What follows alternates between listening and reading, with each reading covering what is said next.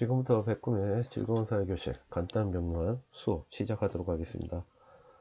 쌤이 본의 아니게 자가격리가 돼가지고 여러분에게 이렇게 강의로 온라인 강의로 수업을 하게 된 거 좀 미안하게 생각하고요. 자, 여러분들도 몸 조심 하셔서 쌤은 아마 다음 주 월요일 정도 돼야 뵐 것 같고요. 그때 가서 현장 수업으로 하도록 하고, 오늘은 온라인 강의로 수업 대체하도록 하겠습니다. 밤마다 진도가 조금씩 다 달라서요.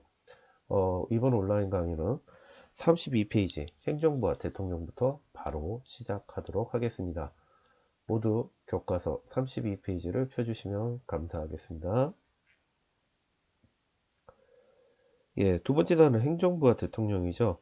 자, 이 단어는 입법부, 우리가 얘기하는 입법부 국회 했었고요. 그리고 그 법이 만들어져서 그 법을 행하는 행정부에 관한 이야기입니다. 자, 우선 그림 한번 볼게요. 32페이지 보면은 이런 그림이 나오는데, 그 밑에 보시면 위 그림을 통해 알 수 있는 행정부의 역할을 낱말 카드에 들어가 골라보자 하는데요. 자, 정답 보입니다. 조그맣게 보입니다. 뭡니까? 국방유지, 민원처리, 치안유지, 재난대응, 그 다음 공공시설 건설 등이 있겠죠. 그러면 행정부가 위 그림에서 역할을 하는 이유가 뭐냐 이거예요. 역할을. 전 글씨가 작아서 안 볼 텐데요. 선생님이 읽어드리겠습니다. 행정부가 위 그림에 나타난 역할을 하지 않는다면 법에 보장된 국민의 권리가 보장되기 어렵고, 즉 인권이 보장되기 어렵다는 말이죠. 그리고 공공의 이익이 실현되기 어려우며 사회적 약자들이 피해를 보게 될 것이다. 즉 국가가 역할을 하지 않는다면 법에 보장된 국민의 권리가 보장되기 어렵고 공공의 이익이 실현되기 어렵기 때문에 사회적 약자들이 피해를 보게 될 거란 겁니다. 즉 이것이 바로 오늘날 행정부가 존재하게 된 바로 이유겠죠. 바로 이번 이 문제가 바로 이유가 되겠습니다. 행정부가 존재하는 이유요. 그러면서 여러분 기억해주세요. 서술형 문제 될 겁니다. 서술형 문제 아주 좋은 문제예요. 서술형이라는 거 또 표시해 주시면 감사하겠습니다. 그럼 바로 페이지, 이제 옆 페이지로 넘어가 볼까요? 옆 페이지로 넘어가서 법을 집행하는 기관 행정부를 보겠습니다. 자, 입법부가 있다고 그랬고요. 입법부 법을 만드는 게 있고요. 바로 뭐라고 했습니까? 법률을 집행하는 국가기관 행정부라고 얘기를 했죠. 행정부는요, 일단 법률에 따라서 사회 질서를 유지하고 국민을 보호하는 일, 각종 정책을 세우고 추진하는 일, 공공시설을 만드는 일 등을 합니다. 바로 앞에서 얘기했던 인권을 지키고 사회적 약자를 보호해주는 그런 역할들이죠. 그리고 최근에 들어서요, 복지국가. 자, 우리 이거 매번 설명했습니다. 모든 국민이 행복해지는 국가요. 복지국가라는 그 목표하에 여러 가지 정책들을 하게 되는데, 그러면서 국민들의 요구가 점점 늘어나고 있으면서 행정부의 역할이 점점 커지고 있고 전문성도 높아지고 있다고 했어요.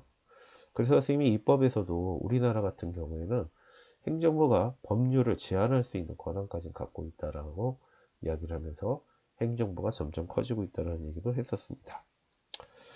자, 행정부의 주요 조직과 기능을 살펴보면요. 행정부는요, 대통령, 국무총리, 행정각부, 국무회의, 감사원으로 구성이 되어 있어요. 근데 나머지는 여러분들이 보통 읽어보면 대충 알 수 있는 내용이에요. 근데 이 중에 국무회의하고 감사원은 여러분이 조금 좀 신경을 써서 좀 봐주셨으면 하는데요. 국무회의는 대통령, 국무총리, 행정각부의 장을 비롯한 국무위원으로 구성되는 행정부의 최고 심의 기관이다. 책에 그렇게 표시가 되어 있어요. 뭐 나머지는 여러분이 봤는데 지금 선생님이 핵심 포인트만 볼게요. 일단 최고 심의 기관이다라고 되어 있는데, 심의 기관이란 뭐냐? 정부의 신중한 정부 정책 수립 및 결정을 하고요. 대통령의 독단과 독선적 결정을 방지하는 것을 목적으로 하는 단체예요. 단체라는 게 아니라 만들어진 기관인 것이죠. 대통령, 국무총리, 행정각부의 장관, 그러니까 대통령도 여기서는 한 명이라는 겁니다. 한 명으로서 다수결에 올려서 국가 정책에 해결해 나간다는 그 얘기죠. 행정부에서 일단 최고 심의, 여기를 거쳐야지만 모든 국가 정책이 결정이 된다는 겁니다. 아무리 대통령이라 할지라도 국무회의에서 심의를 거치지 않고서는 대통령 독단으로 할 수가 없다는 얘기입니다. 그 다음에 요 감사원에 여러분 조금 좀 포인트를 좀 주셨으면 하는데요. 조직상으로 일단 대통령이 소속이 돼요. 조직상으로. 그러니까 대통령 밑에 소속이 된다는 거죠. 그러나 업무상으로는 완전히 독립된 행정부의 최고감사기관이라는 겁니다. 국민의 낸 세금이 제대로 쓰이는지 조사하고요. 행정기관 및 공무원의 직무를 감찰합니다. 그런데 이제 이런 문제가 많이 얘기를 하죠. 대통령 소속인데 어떻게 독립된 최고감사기관이냐. 그래서 이 감사원에 대한 역할이 상당히 중요시 되고요. 그리고 이 감사원이 제대로 이루어질 때 깨끗한 행정, 밝은 행정이 이루어진다라고 이야기를 하고 있습니다. 지금 쓰인 목소리가요, 좀 잘 나오지 않을 것 같은데요. 이 코로나가 좀 독하긴 독한 것 같습니다. 목소리가 살짝 갔는데, 그래도 여러분 조금 듣기 싫은 목소리더라도 다시 좀 잘 들어주시고요. 다시 한번 정리 한번 가보겠습니다. 행정부의 주요 조직과 기능. 대통령은 행정부의 최고의 책임자. 국무총리 대통령을 도와 행정각부를 관리하는 감독. 행정각부는 구체적 행정사무를 처리하는 곳. 그 다음에 국무회의는 행정부의 최고 심의기관. 정부의 권한에 속하는 주요 정책을 심의하는 것이라고 그랬고요. 감사원은 행정부의 최고 감사기관으로서 세금이 제대로 쓰이는지 조사, 행정기관 및 공무원의 직무를 감찰한다. 여러분, 이렇게 얘기를 했었습니다. 너무 빨랐습니까? 온라인 영상 강의라서요. 책 보고 하고 여러분 얼굴 보고 하면은 조금 여러 이야기가 하는데, 책만 보고 하니까 굉장히 좀 빨라지네요. 자, 그리고 또 하나, 이제 페이지를 딱 넘어가서 여러분들에게 이제 이야기를 할 것이 뭐냐면은, 국가원수이자 행정부 대통령인데, 바로 대통령의 권한에 관한 이야기를 이제부터는 또 한번 해볼까 합니다. 대통령은 행정부의 가장 큰 뭐라 했습니다. 수반, 대표자로 그랬죠. 자, 우리나라 대통령은 국민이 직접 선거를 통해 선출하는 5년제이고 단임제라는 말 했죠. 두 번 할 수 없다고 했습니다. 교과에서는 어떻게 표현하고 있냐? 임기는 5년이고 중임할 수 없다라고 돼 있어요. 자, 그러면 이 이유는 뭐냐? 바로 장기 집권에 따른 독재로 국민의 자유가 권리가 침해될 소지가 있을 수 있다 해서 우리나라에서 이렇게 했는데요. 예를 들어 미국 같은 나라는요 4년이고요 또 한 번은 연임이 가능합니다. 그래서 총 8년을 할 수 있어요. 그래서 최근에 우리나라에서도요 5년 단임제로는 대통령의 임기 내에 대통령이 어떤 정책을 잘 이끌어 나가기 어렵다 해서요 이번 대통령 선거에서도 많은 대통령 후보들과 현 대통령 당선자께서도 우리나라의 이 헌법 개정이 필요하다라고 얘기하셨어요. 좀 바꿔야 되지 않겠느냐. 바뀌겠죠. 근데 바뀌면 우리는 괴로워요. 왠지 아시죠? 이게 바로 시험 문제와 관련돼서 옛날에 외웠던 것도 다시 외워야 되잖아요. 그런데 어쩔 수 없죠. 바뀌면 그때 또 외우는 걸로 하고요. 일단 다시 한번 가겠습니다. 5년이고 단임 한 번밖에 할 수 없다는 거 알아주시면 좋겠습니다. 자, 그럼 대통령의 권한은 크게 어떤 것이 있냐면요. 두 가지로 나눠요. 국가 원수로서의 권한과 행정부 수반으로서의 권한으로 나뉘게 되는데요. 국가 원수란 바로 대표자라는 뜻이고요. 행정 수반이란 행정부를 지휘하고 감독한다는 뜻입니다. 그래서 국가를 대표하는 모습으로 나타나는 건 무조건 거의 국가 원수인데 주로 외교 정책이라든가 외교 정책 또는 국민 투표를 붙일 수 있는 권한.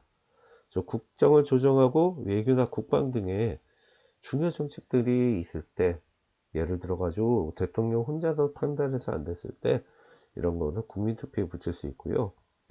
그리고 국회의 동의를 얻어서요. 자, 이거 상당히 중요한 내용입니다. 여러분 잘 기억해두세요. 대법원장, 대법관, 헌법재판소장 등을 임명하며 헌법기관을 구성한다는 거예요. 그리고 또 하나, 국가 위기 상태, 국가가 위태로운 상태, 뭐 적이 쳐들어왔거나 우크라이나처럼요. 국가안전보장과 헌법을 수호하여 긴급명령을 내리거나 계엄을 선포할 수 있는데요. 자, 계엄이란 게 거기 뭐냐 하면은 그 옆에 설명이 되어 있는데요. 우선 긴급명령부터 설명을 해볼까요? 긴급명령이란 뭐냐면요. 국가 안위와 관련된 비상상태가 발생하여서요. 통상적인 입법 절차를 기다릴 여유가 없는 경우 대통령이 법률의 효력을 갖는 명령을 내리는 것을 얘기합니다. 즉 쉽게 하면 행정부는 어떤 역할을 할 때요. 법이 필요한데 그 법이 만들어지기 전까지 너무 시간이 시급한 거예요. 그럴 때 대통령령이란 것을 통해서 대통령이 그러니까 행정정책을 집행하는 경우를 얘기하죠. 그리고 계엄은 그 옆에 있죠. 전쟁과 같은 비상상태가 발생하였을 때 해당 지역의 사법권과 행정권을 군이 맡아 다스리는 일을 말한다. 우리나라 민주주의의 안타까운 기간이 이때 좀 있었죠. 참고 바라겠습니다. 자, 그러면 이제 행정부 수반으로서의 대통령의 권한은 아까 행정부의 우두머리에서 권한이라 얘기했죠. 그러니까 뭐 간단해요. 정부를 구성하는 공무원들을 임명한다거나 또는 그 법률에 위임받은 사항, 즉 법에 의해서 행정을 해야 될 것들, 행정하는 것들을 얘기하고 대통령령을 만들 수 있다는 거 이거 하나 기억해 주시면서요. 뭐 크게 요 부분은 어려운 게 없다고 봅니다. 자, 그러면서 이제 우리 왼쪽 편에 보시면 대통령과 관련된 헌법 조항들이 있는데요. 헌법 조항들이 있어요. 이것도 여러분이 한번 참고로 좀 받으시면 좋겠고요. 쭉 이제 한번 좀 내려와 볼까요? 이 그림 한번 잠깐 볼게요. 2017년 5월을 기준으로 했을 때라는 거죠. 요거 몇 대다 몇 대다 여러분 별 중요한 거 아니고요. 우선 요거 하나만 좀 봐주세요. 40세 대통령 선거에 후보자로 나갈 수 있는 나이입니다. 그건 왜 그럴까요? 이 정도 나이가 돼야 나라를 다스릴 수 있는 우리가 속된 말로 경험과 그 다음에 지식이 쌓였다고 보는 거죠. 여러분이 그럼 대통령 되려면 몇 년 남았어요? 한번 잘 계산해 봐 주세요. 자, 그 정도 기억을 해주시면 되겠고요. 그 다음에 대통령 되려면요, 와, 돈도 많아야 돼요. 얼마요? 3억이 됩니다. 대통령 선거 후보자가 중앙선거관리위원회에 맡겨야 되는 돈이에요. 아유, 3억 꽤 크네요. 포항에서 집 한 채 값이네요. 그래서 여러분, 이 부분 잘 봐주셨으면 합니다. 자, 그러면서 이제 마지막으로 벌써 달려오고 있는데요. 빨리빨리 달려야죠. 45분 동안 수업 다 한다면 그거는 좀 거시기 한 것이고 후딱 보고 후딱 쉬는 게 낫죠. 자, 우리나라 대통령의 지위와 권한에 따라 구분하기입니다. 이거 아주 중요한 거예요. 왜 중요하냐고요? 간단하죠. 뭐 중간고사 나오니까요. 중간고사 안 내면 뭐 솔직히 뭐 외울 필요 있을까요? 근데 우리가 사람이 살면서 상식적인 거는 알아야죠. 그래서 여러분들이 좀 봐주셨으면 해요. 자, 보자. 국가원수의 기능 권한은 뭐가 있을까요? 다, 다 되겠죠? 보시면 국가 대표로서 해야 될 게 외교사도 적혀 나오는 거. 조약, 국가 대 국가 간의 어떠한 정책을 같이 하자 또는 법률을 같이 하자고 체결하는 거. 그 다음 헌법재판소장, 헌법기관을 구성할 때 임명을 한다고 그랬죠. 그래서 그거고, 그 나머지는 행정 수반이 되겠네요. 대통령령 제적, 국무회의 참석, 그 다음에 국군 지휘와 통상. 근데 요거 좀 잘 기억해 주세요. 여러분들이 가끔 가다가 이제 헷갈려 하는 거예요. 군 통설이라니까 국가 대표자로서 하는 거 아닙니까 하는데, 그게 아니고요. 군은 행정부 소관입니다. 즉, 그래서 군인은 공무원이라는 뜻입니다. 예, 월급이 조금 적은데 뭐 200만원 준다고 하니까 곧 실현이 되면 최저시급보다는 한참 더 받네요. 일단 이렇게 해서 국군 통솔권은 행정부 수반으로서의 권한이다 라고 알아두시고요. 자, 그 다음에 2번에 보시면요, 바의 권한을 행사할 때, 바가 뭐죠? 헌법재판소 임명이죠. 헌법재판소장 임명이요. 권한을 행사할 때 어떤 국가기관의 동의를 하는지 쓰고 그 기관 동의 절차를 거친 이유가 뭔지 하자 하는데, 어디 동의 얻는다고 그랬어요? 헌법기관 구성이잖아요. 그게 당연히, 그러니까 국회죠. 국회. 바로 국회가 대통령의 권한을 견제할 수 있는 권한을 준 겁니다. 그러면서 국민의 주권과 고위공무원 선출권을 간접적으로 보장하기 위한 거죠. 누구나 될 수 있게끔 한다, 이 뜻이에요. 예, 이거 또 좀 기억을 해주시고요. 우리 중간고사 때 아주 만나면 좋은 문제일 것 같아요. 이건 서술형으로 쓰기보다는 중간고사 때 만나면 상당히 알맞은 문제가 될 것 같습니다. 자, 그리고 이제 대단한 마지막을 달려왔습니다. 자, 빨리도 달려왔습니다. 스스로 확인하기. 다음에 설명에 해당하는 행정부의 주요 조직을 보기 위해서 골라 기호를 써라. 볼 거 없네요. 행정부 최고심의 기관이다 하면 국무회의겠고요. 행정기관 및 공무원의 직무를 감춘다. 기역. 대통령과 행정각부를 관료 감독한다. 니은 되겠죠. 그 다음에 2번은 쌤이 안 해주려고요.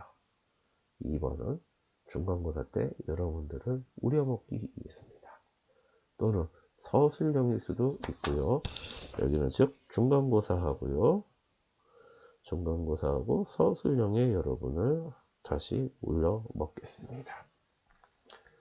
자, 이상으로요, 짧게나마 쌤이 목소리 상태가 좋지 않아서, 그리고 온라인 수업은 올려야겠고, 그렇다고 EBS 버전이 너무 길고 해서요, 쌤이 짧게나마 만든 강의인데요. 목소리가 좀 듣기 싫고, 그 다음에 조금 졸린 목소리 여러분 이해해 주시고요. 그리고 화면이 고르지 못한 죄송합니다. 쌤이 갑작스레 격리가 되는 바람에 장비를 가져오지 못해서 장비가 시원찮은 장비로 하다 보니 이렇게 됐어요. 자, 여러분 건강 조심하시고요. 쌤이 돌아가서 다시 만난 날까지 자, 기다려 주십시오. 그리고 2차 시수업 의회란다. 법원까지 2교시 수업이 또 진행될 예정입니다. 수고하셨습니다. 쌤, 그리고 틀어주시라 감사했습니다.